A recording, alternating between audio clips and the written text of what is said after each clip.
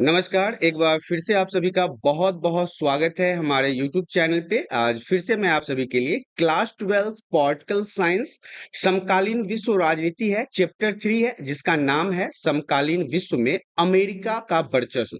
देखिए, हमने अभी शीत युद्ध का दौर पढ़ा था पहले चैप्टर में। दूसरा जो चैप्टर था वो हमारा था दो ध्रुवीयता का अंत और इसमें हमने यूएसएसआर के विघटन के बारे में भी पढ़ा था। अब जब एक ध्रुव का अंत हो गया, एक महाशक्ति समाप्त हो गई, तो दूसरी महाशक्ति मैंने बताया था पिछले चैप्टर में कि अमेरिका बच गया था। तो अमेरिका की शक्ति का बढ़ना और अमेरिका का वर्चस्व ये क्या है, इस चैप्टर में हमें यही पढ़ना है। इसलिए इस चैप्टर का नाम है समकालीन विश्व में अमेरिका का वर्चस्व। मतलब जब समय चल रहा था, उस समय अमेरिका किस प्रकार से वर्चस्व में था, किस प्रकार से अपने शक्ति को प्रदर्शित कर रहा था, इस चैप्टर के बारे में पढ़ेंगे। तो आइए शुरुआत करते हैं इसके सबसे पहले पॉइंट से। सबसे पहला पॉइंट हमारा कहता है अमेरिका द्वारा नई विश्व व्यवस्था की शुरुआत। अमेरिका ने क्या किया? अमेरिका ने साम्यवादी और समाजवादी विचारधारा को समाप्त किया और पूंजीवादी विचारधारा को फैलाया, क्योंकि विचारों की लड़ाई भी तो थी। ये जो शीत युद्ध चल रहा था, ये विचारों की भी लड़ाई थी। कौन कौन से विचार? तो मुख्य रूप से पूंजीवादी विचारधारा और साम्यवादी विचारधारा के बीच में लड़ाई चल रहा था।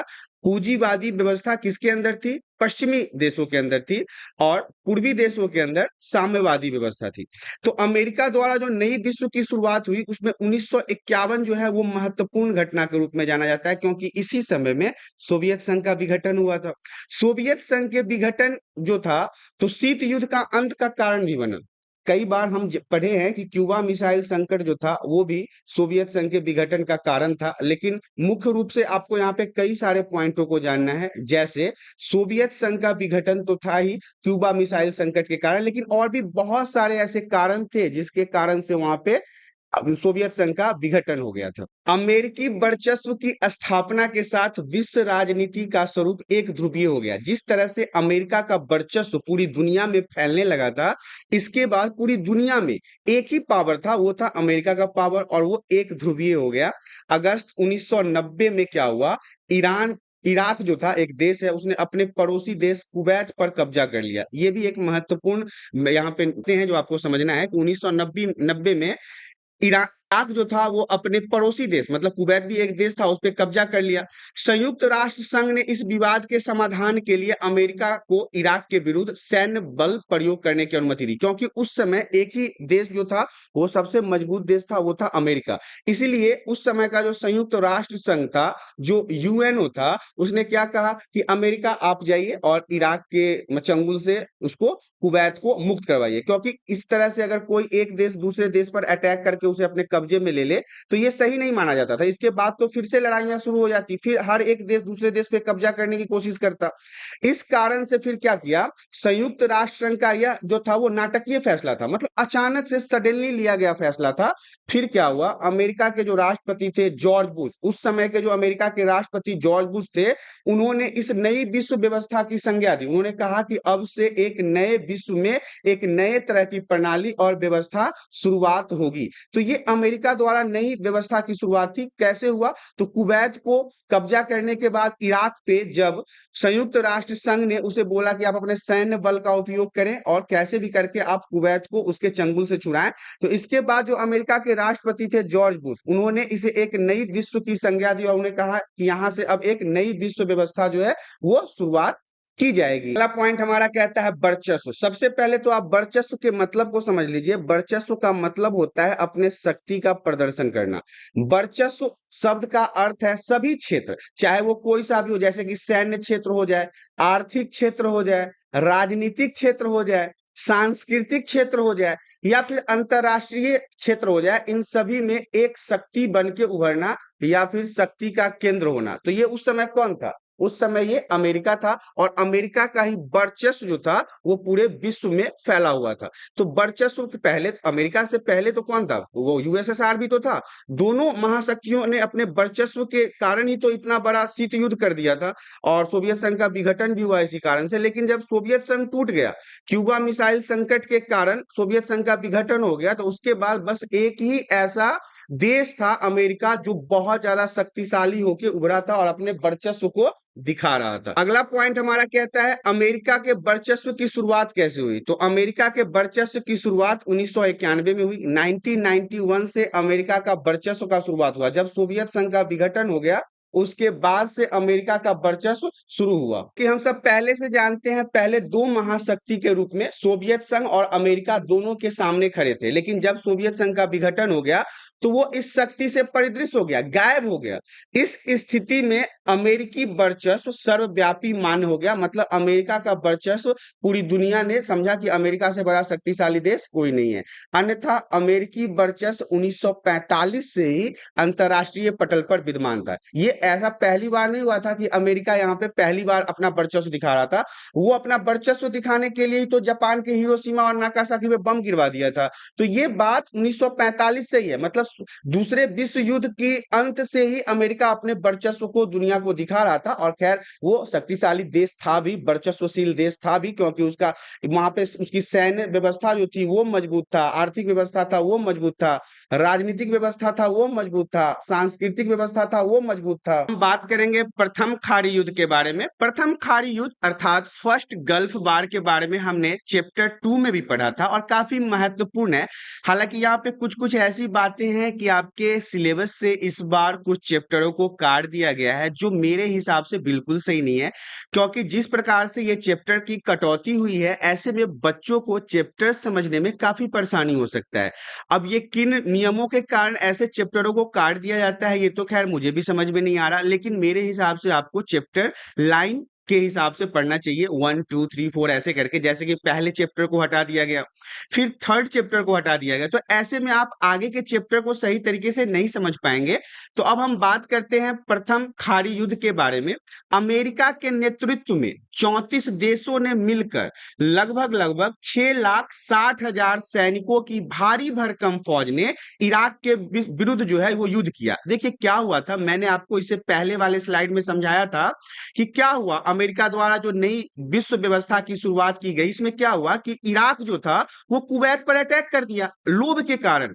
मतलब उसके कुवैत के अंदर बहुत सारे तेल के कुएं थे, बहुत सारे रिसोर्स थे। उस रिसोर्सों को हथियाने के लिए क्या किया इराक ने, उसके ऊपर हमला करके उसको अपने कब्जे में ले लिया।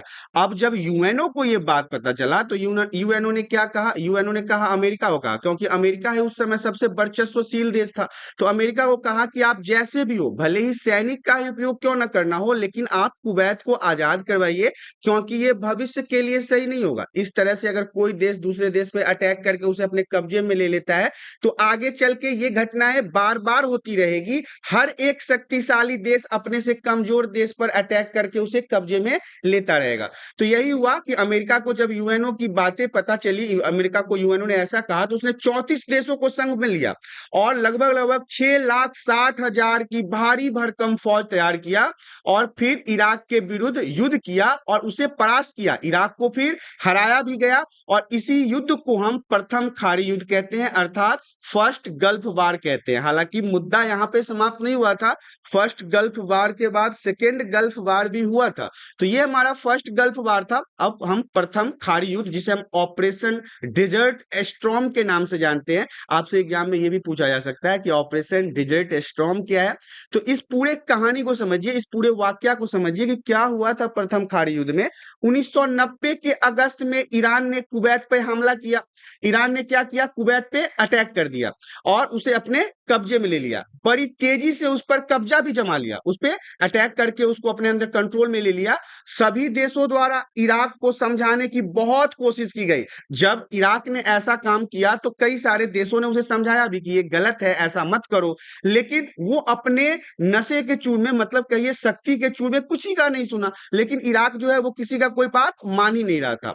तब संयुक्त राष्ट्र संघ यूएन ने कुवैत को मुक्त कराने के लिए, आजाद कराने के लिए किस चीज का प्रयोग किया, बल का उपयोग किया। और इसमें उसकी सहायता किसने की, अमेरिका ने किया। कितनी सेनाओं के साथ वो पहुंचा, 6,60,000 सेनाओं के साथ पहुंचा। कितनी देशों ने उसका मदद किया, 34 देशों ने मदद किया। इस युद्ध में किसकी हार हुई?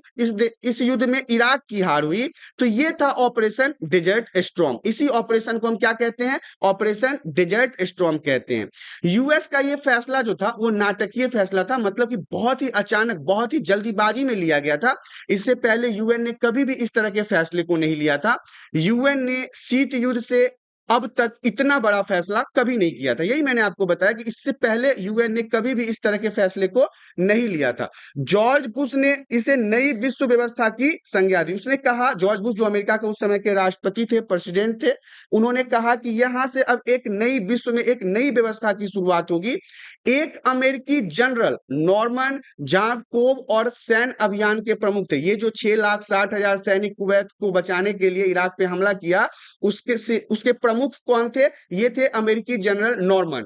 34 देशों के इस मिली-जुली सेना ने 75% सैनिक जो थे अमेरिकी थे। हालांकि 34 देशों ने अपने अपने सेना को मिलाया था, लेकिन इसमें से 75% जो सेना थे वो अमेरिका के थे। हालांकि इराक के राष्ट्रपति सद्दाम हुसैन ने कहा है कि यह 100 जंगों की एक जंग साबित होगी, लेकिन इराकी सेना बहुत जल्दी हार गई। वहां के जो राष्ट्रपति थे इराक के, सद्दाम हुसैन, उन्होंने तो कहा कि मैं इसे जीत लूंगा, सभी को हरा दूंगा, लेकिन ऐसा हुआ नहीं। उनको हार खाना पड़ा और कुवैत से हटने के लिए मजबूर होना पड़ा। अगला पॉइंट हमारा कह रहा है कंप्यूटर युद्ध। प्रथम खाड़ी युद्ध के दौरान अमेरिका की सैन्य क्षमता जो थी, जो उसके सैनिक की क्षमता थी, वो अन्य देशों की तुलना में कहीं अधिक थी।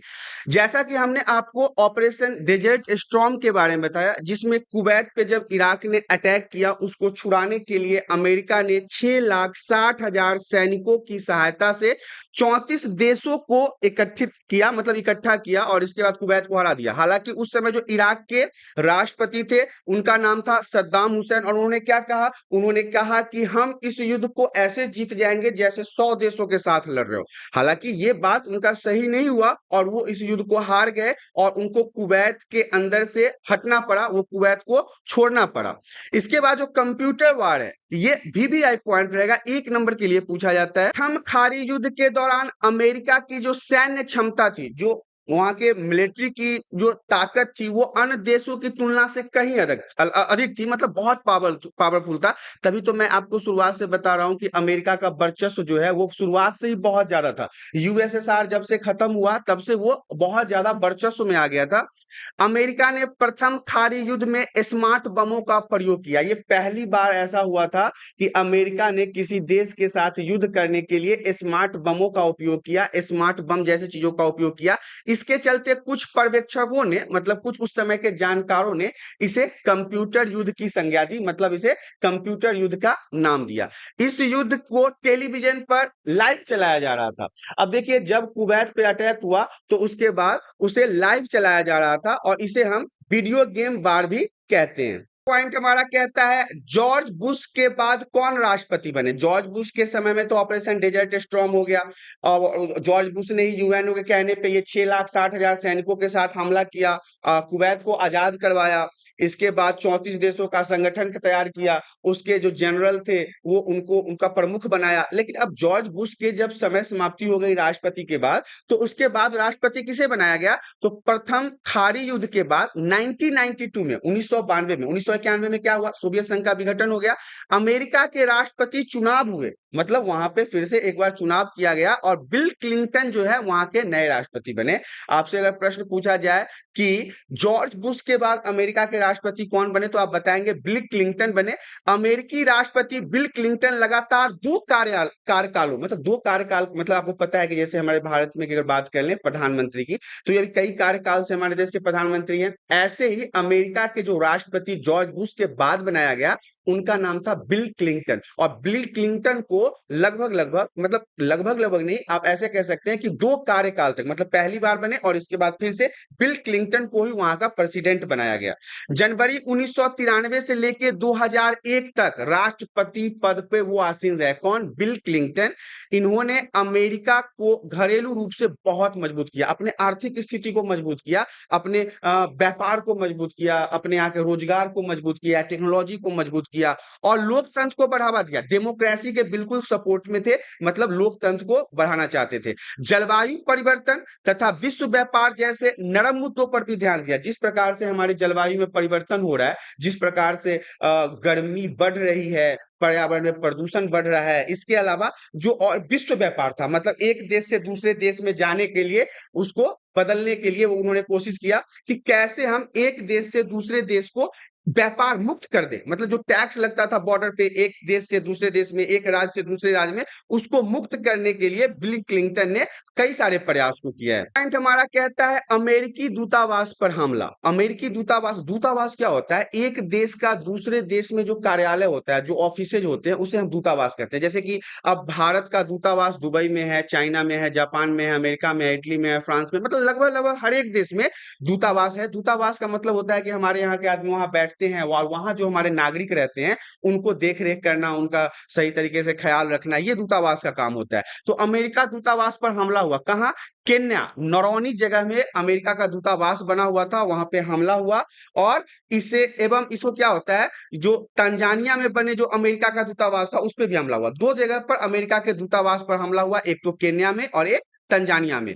हमले की जिम्मेदारी कौन लिया? ये हमला कौन करवाया था? अल कायदा ने करवाया था। अल कायदा ने बताया कि आतंकवादी संगठन इसका जिम्मेदार है। मतलब अब जब भी कोई हमला होता है ना, तो कोई ना कोई आतंकवादी संगठन उसका जिम्मेदारी लेता है। तो ऐसे में अमेरिका के दूतावास पर जो हमला हुआ, इसका जिम्मेदारी कौन लिया? अल कायदा ने लिया। अल कायदा एक आतंकवादी संगठन का ग्रुप है जिसने कहा कि मैंने अमेरिका के दूतावास केन्या और तंजानिया में हमला किया है। अगला पॉइंट हमारा कहता है ऑपरेशन इनफाइनाइट रिच। ये भी वीवीआई पॉइंट रहेगा, ऑपरेशन इनफाइनाइट रिच। इसे क्या हुआ? इसमें युद्ध के जवाब में 1998 में बिल क्लिंटन ने ऑपरेशन इनफाइनाइटेड रिच चलाया। किसने? बिल क्लिंटन ने, क्योंकि जॉर्ज बुश के बाद जो प्रेसिडेंट बदल गए थे वो कौन था? वो बिल क्लिंटन था।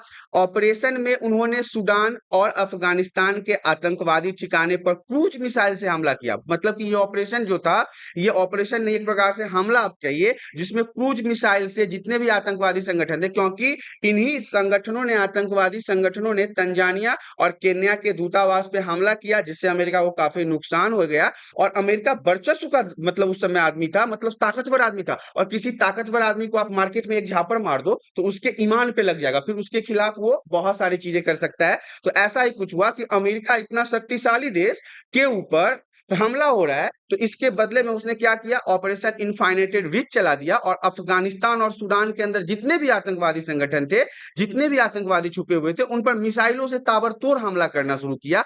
इसी हमला को हम ऑपरेशन इनफाइनाइटेड रिच के नाम से जानते हैं। पॉइंट हमारा कहता है 11 सितंबर 9/11 की घटना पूरे विश्व के इतिहास में मशहूर है। ये घटना 9/11 की घटना क्या हुआ था? 11 सितंबर 2001 को अल-कायदा ने 19 आतंकवादियों ने, अल-कायदा के लगभग 19 आतंकवादियों ने अमेरिका के 4 व्यावसायिक विमान को ही कब्जे में ले लिया। उनका जो व्यापारिक मिसाइल था जिससे उनका बिजनेस होता था, उसको अपने कब्जे में ले लिया। किसने? 19 आतंकवादियों ने। किसके? अल-कायदा का। कब लिया? 11 सितंबर 2001 को।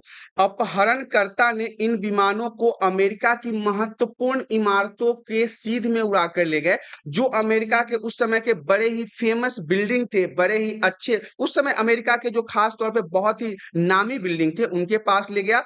2 विमान को उसने क्या किया? न्यूयॉर्क स्थित वर्ल्ड सेंटर में उत्तर और दक्षिणी टावर से टकरा दिया। मतलब ले जाके उस प्लेन को सीधा टावर से टकरा दिया। और तीसरा विमान क्या किया? पेंटागन, मतलब कि रक्षा विभाग का जो मुख्यालय था अमेरिका का, उसके बिल्डिंग से टकरा दिया। सोच लीजिए, जो व्यक्ति इतना शक्तिशाली हो, जो व्यक्ति इतना मजबूत हो, जिसका वर्चस्व पूरी दुनिया में चलता हो, उसके साथ अलकायदा के 19 आतंकवादियों ने किस प्रकार से हमला किया। चौथे विमान को क्या किया? अमेरिकी कांग्रेस के मुख्य इमारत से टकराना था। मतलब कि उस समय जो कांग्रेस के जो बिल्डिंग थी अमेरिका का मुख्य मेन, उससे टकराना था, लेकिन वह पेंसिल्वेनिया के एक खेत में गिर गया। मतलब ये सक्सेस नहीं हुआ। इस हमले हमले को हम 9/11 कहा जाता है। अगर आपसे पूछा जाए 9/11 क्या था, तो आप बताएंगे 11 सितंबर 2001 को अलकायदा के 19 आतंकवादियों ने अमेरिका के 4 व्यावसायिक विमानों को अपने कब्जे में ले लिया, और 2 विमान को तो उन्होंने न्यूयॉर्क के ट्रेड सेंटर से टकरा दिया, दक्षिण टावर से टकरा दिया, जिससे टावर ध्वस्त हो गया, और तीसरा विमान को पेंटागन, मतलब कि अमेरिका के रक्षा मंत्रालय का जो मुख्यालय था, हेड ऑफिस था, उसके बिल्डिंग से टकरा दिया। खुद रक्षा विभाग के बिल्डिंग से टकरा दिया। समझते हैं उस देश का क्या हाल हुआ होगा, कितनी थू-थू हुई होगी उस देश का। और चौथे विमान को कहां टकराना था? अमेरिका कांग्रेस के मुख्य इमारत से, लेकिन वो पेनिसिल्वेनिया के खेत में गिर गया, वो सक्सेस नहीं हुआ। इसी घटना को हम 9/11 की घटना के नाम से जानते हैं। हम बात करेंगे 9/11 की घटना का परिणाम क्या हुआ। अलकायदा के 19 आतंकवादियों ने तो इस घटना को अंजाम दिया, लेकिन इसका परिणाम क्या हुआ, इसका रिजल्ट क्या हुआ? तो इस घटना से पूरा विश्व हिल गया था। पूरा विश्व जो है वो इस घटना से थर्रा गया। अमेरिका ने यह दिल दहलाने देने, अमेरिका के लिए तो आप समझो ना कि इतना, मैं तो कई बार बोल चुका हूं कि इतने शक्तिशाली देश के लिए ऐसा घटना बहुत ही बेकार था। मतलब वहां के लोगों ने भी अमेरिकी सरकार को बहुत सुनाया, और अमेरिका के लिए बहुत बड़ा घटना था। इसमें लगभग लगभग टोटल 3000 व्यक्ति मारे गए। एक छोटे संख्या में व्यक्ति नहीं मारे गए, 3000 लोगों की मृत्यु हो गई 19/11 की, मतलब 9/11 की घटना के परिणाम के रूप में। ऑपरेशन इंड्यूरिंग फ्रीडम क्या था, इसको समझ लीजिए, ये भी इंपॉर्टेंट है। ऑपरेशन इंड्यूरिंग फ्रीडम, आतंकवाद के विरुद्ध जब ये घटना 9/11 का हुआ, इसके बाद विश्वव्यापी युद्ध के अंग के रूप में अमेरिका के राष्ट्रपति जॉर्ज डब्ल्यू बुश ने ऑपरेशन इंड्यूरिंग फ्रीडम चलाया। ध्यान रखिएगा कि जॉर्ज बुश जो थे वो क्या चलाया? ऑपरेशन इंड्यूरिंग फ्रीडम चलाया। 2001 में ऑपरेशन इंड्यूरिंग फ्रीडम चलाया गया था। क्या था ये, क्यों चलाया गया? तो इस अभियान में उन सभी के खिलाफ चलाया गया ये अभियान जिन्होंने 9/11 में अमेरिका के 4 विमानों को लेके अमेरिका पर हमला किया था, और जिनके ऊपर शक था, जो शक के नजरों में थे, उनके ऊपर भी अमेरिका ने अपना ये ऑपरेशन इंड्यूरिंग फ्रीडम चलाना शुरू कर दिया। इस अभियान में मुख्य निशाना कौन था? अल-कायदा था। अल-कायदा आतंकवादी संगठन था, और अफगानिस्तान के तालिबान शासक को बनाया गया। मतलब अफगानिस्तान के जो तालिबान के वो भी तो एक प्रकार के आतंकवादी ही थे उस समय, और अल-कायदा तो ऑफिशियल आतंकवादी संगठन था। इन दोनों के खिलाफ अमेरिका के राष्ट्रपति जॉर्ज डब्ल्यू बुश ने 2001 में ऑपरेशन इंड्यूरिंग फ्रीडम चलाया। क्यों चलाया? क्योंकि इनके 4 जहाजों को 19 आतंकवादियों ने के अमेरिका के महत्वपूर्ण ठिकानों को निशाना बनाया था।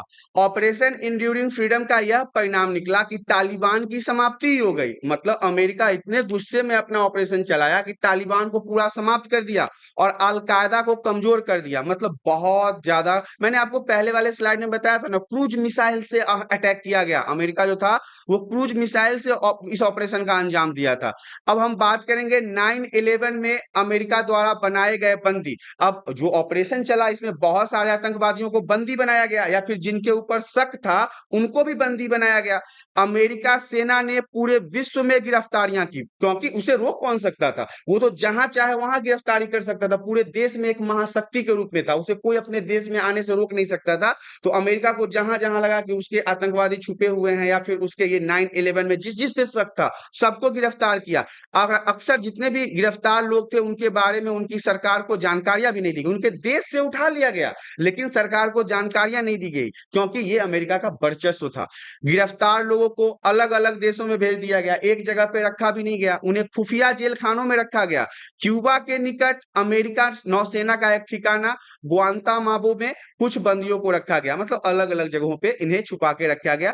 इस जगह रखे गए बंदियों को ना तो अंतरराष्ट्रीय कानून की सुरक्षा प्राप्त है, और ना ही अपने देश का, अमेरिका के कानून की। संयुक्त राष्ट्र संघ के प्रतिनिधियों तक को इन बंदियों के मिलने की अनुमति नहीं थी। अब जब अमेरिका ने इन शक वाले लोगों को उठाया, या फिर जिन आतंकवादियों को उठाया, तो एक तो सबसे पहले उनके देश के लोगों को जानकारी ही नहीं थी कि उनके देश से किसको उठा के लेके गया है। दूसरी बात, जब भी उसने उसे उठाया तो उसे अलग अलग देशों में भेज दिया। कुछ लोगों को, कुछ आतंकवादियों को उसने अपने देश में भी रखा, तो अंतरराष्ट्रीय संघ यूएनओ को भी परमिशन नहीं था उनसे मिलने का। अमेरिका ने इतना ज्यादा अपना गुस्सा दिखाया, इतना ज्यादा वर्चस्व दिखाया कि वो किसी से संयुक्त राष्ट्र संघ के प्रतिनिधियों तक को मिलने नहीं दिया और उसे अपने जेल में रखा। अब हम बात करेंगे ऑपरेशन इराकी फ्रीडम का। अब देखिए ऑपरेशन इराकी फ्रीडम क्या है। एक बार आपको पता है कि फर्स्ट गल्फ वार में क्या हुआ था कि इराक ने कुवैत के ऊपर अटैक करके उसे अपने कब्जे में ले लिया था। 34 देशों का संगठन बना, 6,60,000 सैनिक वहां गए,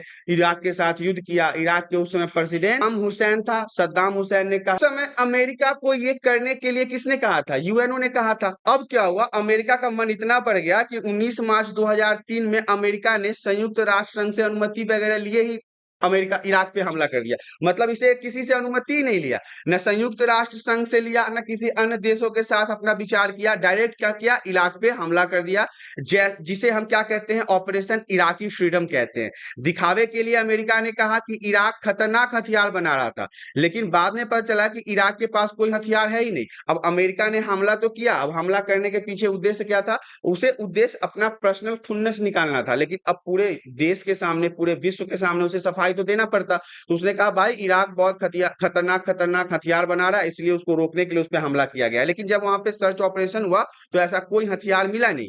हमले के पीछे अमेरिका का क्या मंशा था? उसके तेल भंडार पर अटैक करके उसे अपने कब्जे में लेना, क्योंकि इराक के पास बहुत सारे तेल के कुएं थे, बहुत सारे संसाधन थे, उसे कब्जे में लेने की मंशा थी अमेरिका का। और वहां पे अपने मनपसंद सरकार को बनाना, मतलब जो मौजूदा सरकार था उसको गिरा के अपने हिसाब से सरकार को बनाना, ताकि बाद में इराक के ऊपर उसका कब्जा हो सके। इसके बाद क्या हुआ? सद्दाम हुसैन का अंत हो गया, साथ ही बहुत से आम नागरिक भी मारे गए इस युद्ध में। विश्व में इस बात की आलोचना भी हुई, इस बात से पूरे विश्व में आलोचना भी हुई। इस समय अमेरिका के राष्ट्रपति जॉर्ज बुश थे।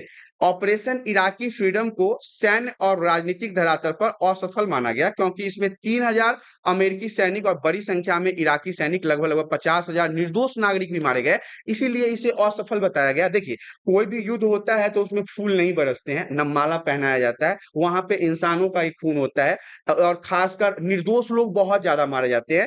तो अमेरिका ने जो इराकी फ्रीडम चलाया, तो सबसे पहले तो ये किसी से बिना पूछे हुए कर दिया। और क्यों किया? क्योंकि इसको इराक के अंदर मौजूद जितने भी संसाधन थे उस पर अटैक करके अपने कब्जे में लेना था, और वहां का जो सद्दाम हुसैन का सरकार था उसको गिरा के वहां पे अपना मनचाहा सरकार बनाना था, कि बाद में भी उसके सपोर्ट में वो सरकार रहे। अब इसमें क्या हुआ कि अमेरिका के राष्ट्रपति उस समय जॉर्ज बुश थे, और इसको ना असफल माना गया। ये जो ऑपरेशन इराकी फ्रीडम है ना, इसे सफल नहीं माना गया, क्योंकि इसमें 50,000 निर्दोष लोग मारे गए, और इसमें 3,000 की संख्या में अमेरिका के सैनिक भी मारे गए और इराकी सैनिक भी मारे गए। तो आप इसी कारण से इसे ऑपरेशन इराकी फ्रीडम की असफलता के रूप में बता सकते हो। पॉइंट हमारा कहता है अमेरिका इतना ताकतवर क्यों है, इसे महाशक्ति होने के क्या कारण है, मतलब अमेरिका इतनी शक्तिशाली देश के रूप में क्यों जाना जाता है, इसे महाशक्ति क्यों कहते हैं, इसके महाशक्ति बनने के पीछे कारण क्या है? तो सबसे पहले पॉइंट में देख लीजिए कि बढ़ी चढ़ी सैन्य शक्ति के कारण महाशक्ति। बढ़ी चढ़ी सैन्य शक्ति के कारण मतलब कि इसके पास जो भी सेना था ना,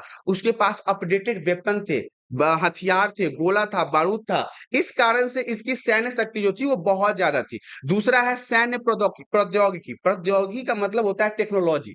इसके सेना के पास ऐसे ऐसे टेक्नोलॉजी थे, ऐसे ऐसे हथियार थे, ऐसे ऐसे मिसाइल थे, ऐसे ऐसे क्रूज थे, जिससे वो पूरे दुनिया को भयभीत रखता था। इसलिए इसे हम महाशक्ति के रूप में जानते हैं।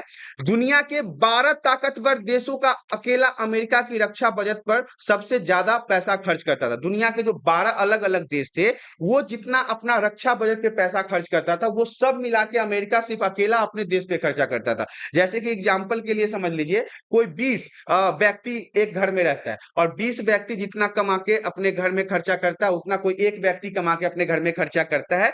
इस तरह से अमेरिका था। तो जो एक व्यक्ति का बहुत बड़ा, अगर मान लो कोई फैक्ट्री वैक्ट्री का मालिक है, तो उसको पैसे वाला कहेंगे ना। ऐसे ही अमेरिका के पास तो पैसा था, टेक्नोलॉजी था, सारे कुछ इसके पास थे, संसाधन थे, और ये शुरुआत से ही अपने आप को वर्चस्वशील बनाने में लगा हुआ था, और लास्ट में ये सक्सेस भी था जब से यूएसएसआर कमजोर पड़ गया, विघटन हो गया। अगला पॉइंट कहता है पेंटागन अपनी रक्षा बजट का एक बड़ा हिस्सा सैन्य तकनीक और अनुसंधान पे खर्च करता था। ये अब बहुत सारा पैसा अपने अनुसंधान अर्थात टेक्नोलॉजी पे, अपने वेपन्स पे, अपने सैनिकों पे, अपने रक्षा बजट पे खर्च करता था। हथियार आधुनिक थे, इसके पास नए नए हथियार थे और बहुत अच्छे थे, और दुनिया की सबसे बड़ी आर्थिक शक्ति भी था। ये सबसे बड़ा इंपॉर्टेंट पॉइंट है वीटो पावर का, जो अमेरिका के पास था। तो इन कारणों से अमेरिका को महाशक्ति के रूप में जाना जाता था। अब हम बात करेंगे विश्व की अर्थव्यवस्था में अमेरिका का स्थान। पूरे विश्व की अगर इकोनॉमिकल सिस्टम की बात करें, इकोनॉमी की बात करें, तो उसमें अमेरिका का क्या स्थान था? अमेरिका कौन से स्थान पे काम करता था? विश्व की अर्थव्यवस्था में अमेरिका की भागीदारी 28% है। सोच लो, पूरे दुनिया में 195 देश हैं, शायद आपको पता नहीं होगा, याद कर लीजिएगा। टोटल 195 कंट्रीज हैं ऑल ओवर वर्ल्ड में। तो इस पूरे विश्व में जितने भी देश हैं, इसमें सबसे ज्यादा अर्थव्यवस्था की भागीदारी जो है वो 28% किसका है? अमेरिका का ही है। तो क्यों नहीं ये मजबूत होगा?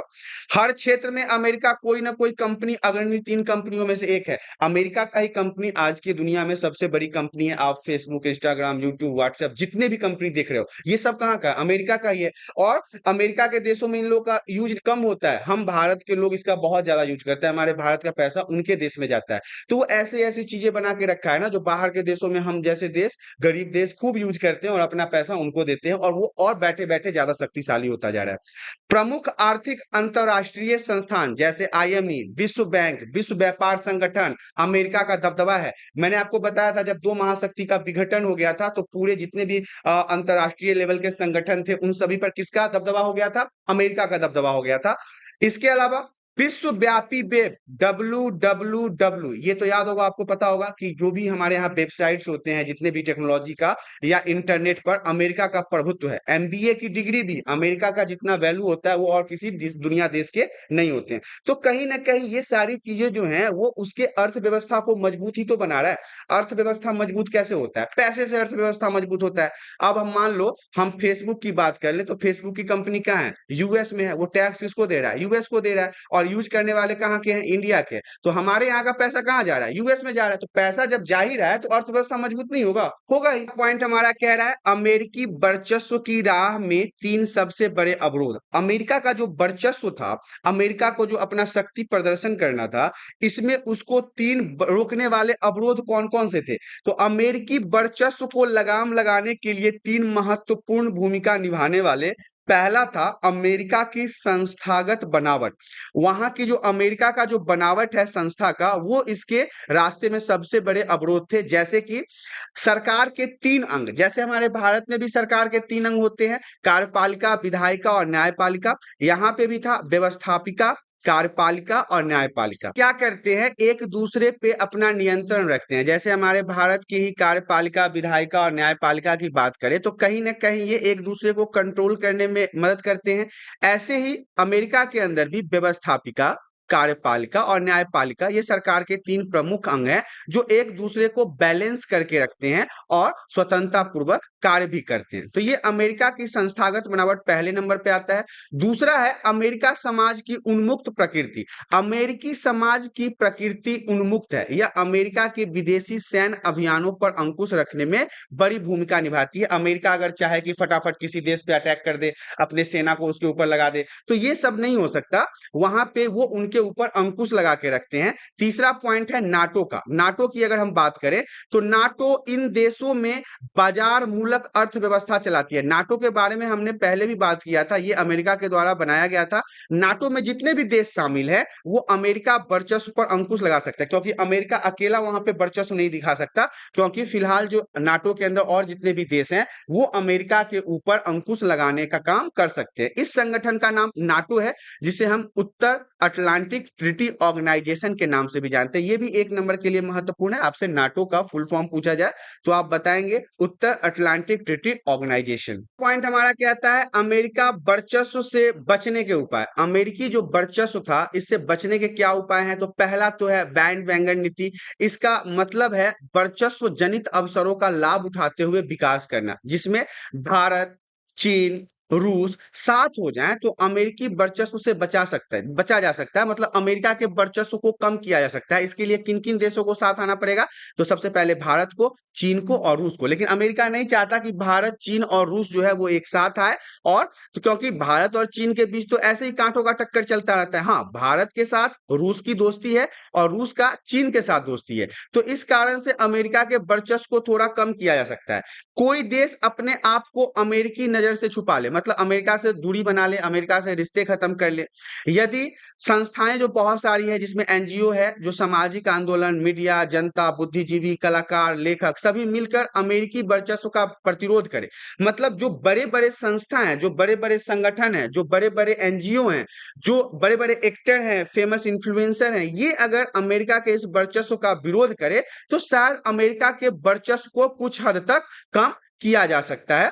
अब हम बात करेंगे भारत और अमेरिका के संबंध के बारे में। वीवीआई है, वीवीआई नहीं कह सकते आप इसे वीवीआई कहिए, क्योंकि वेरी वेरी इंपॉर्टेंट है, बोर्ड में पूछे जाने की संभावना हर बार होती है।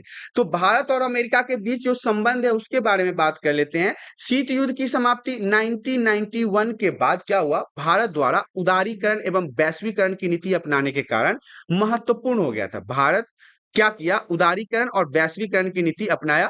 भारत अब अमेरिका की विदेश नीति में महत्वपूर्ण स्थान रखता है, क्योंकि व्यापार जो है अमेरिका का, बहुत ज्यादा व्यापार जो है वो भारत के अंदर होता है। इसके प्रमुख लक्षण परिलक्षित हो रहे हैं। आज की अगर बात करें तो अमेरिका आज भारत का सबसे बड़ा व्यापारिक साझेदार है। बहुत सारा व्यापार अमेरिका का भारत में होता है, जैसे अभी मैंने बताया, ट्विटर, इंस्टाग्राम, लिंक्डइन, फेसबुक, और भी यूट्यूब, गूगल, ये सब कहाँ का है? सब अमेरिका का है। तो इस सब का व्यापार कहाँ हो रहा है? हमारे भारत में ही तो हो रहा है। तो कितना बड़ा पैसे की साझेदारी है, कितना बड़ा व्यापार का साझेदारी है। इसके अलावा अमेरिका के विभिन्न राष्ट्र अध्यक्षों द्वारा भारत के संबंध प्रगाढ़ करने हेतु यात्रा होती रहती है। अक्सर आपने सुना होगा कि भारत के प्रधानमंत्री अमेरिका जाते रहते हैं, अमेरिका के राष्ट्रपति भारत आते रहते हैं। इससे क्या होता है? आने जाने का क्या मतलब है? कि दोस्ती होना, मतलब अपने दोस्ती को और प्रगाढ़ करना, मजबूत करना।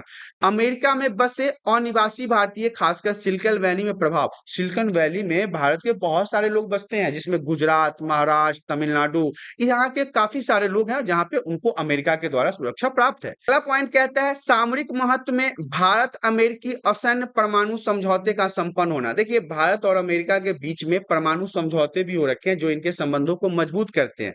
बराक ओबामा जो यूएस के प्रेसिडेंट थे, अमेरिका के प्रेसिडेंट थे, 2015 में भारत यात्रा के दौरान जब वो भारत आए तो उन्होंने कई सारे रक्षा सौदों से संबंधित समझौते भी किए और उसे नवीनीकरण किया, मतलब फिर से दोबारा उसको मतलब रीलॉन्च किया। कई क्षेत्रों में भारत को ऋण प्रदान करने की घोषणा भी की गई है। कई बार पैसे की मदद के लिए भारत को मदद मिला है अमेरिका से। वर्तमान अमेरिकी राष्ट्रपति डोनाल्ड ट्रंप, अभी नहीं है, अभी वर्तमान में नहीं है, ये हमारा पुराना पॉइंट था, आपके बुक में पुराना पॉइंट है, तो इसे डोनाल्ड ट्रंप के रूप में लिया गया। इससे जस्ट एक पहले डोनाल्ड ट्रंप थे हमारे नहीं, अमेरिका के राष्ट्रपति। उन्होंने आउटसोर्सिंग संबंधी नीति से भारत व्यापारिक हित प्रभावित करने की संभावना की है। वर्तमान में विभिन्न वैश्विक मंचों पर अमेरिकी राष्ट्रपति और भारतीय प्रधानमंत्री के बीच हुई मुलाकातों एवं वार्ताओं से दोनों देशों के बीच में आर्थिक, राजनीतिक, सांस्कृतिक और सैन्य संबंधों को मजबूत किया गया है। अभी जो है हमारे अमेरिका के राष्ट्रपति प्रेसिडेंट वो जो बाइडेन है, और वो भी भारत की यात्रा करते रहते हैं, और भारत के भी प्रधानमंत्री, क्योंकि हमारे भारत में तो जो सरकार के प्रमुख हैं वो तो प्रधानमंत्री हैं, और अमेरिका में जो प्रमुख है वो वहाँ के राष्ट्रपति होते हैं। तो ये दोनों एक दूसरे के देश में आते जाते हैं, तो वो हमारे भारत आते हैं, हमारे भारत के भी सुप्रीमो अमेरिका जाते हैं। इनसे उनका संबंध जो है प्रगाढ़ हुआ है, और इससे राजनीतिक, सांस्कृतिक और अन्य संबंधों में भी काफी मजबूती मिली है। इस तरह से आपने देखा क्लास 12 पॉलिटिकल साइंस समकालीन विश्व राजनीति चैप्टर 3, जिसका नाम था समकालीन विश्व में अमेरिका का वर्चस्व। ये चैप्टर यहाँ पे पूर्ण रूप से समाप्त हो गया है। आशा करता हूँ वीडियो में दी गई जानकारी आप सभी को पसंद आया होगा। यदि जानकारी पसंद आई है तो वीडियो को लाइक करें, चैनल पे पहली बार आए हैं तो चैनल को सब्सक्राइब करें, ताकि इसी प्रकार के एजुकेशनल वीडियो आपको हमेशा प्राप्त होता रहे। आज के लिए इतना ही, धन्यवाद।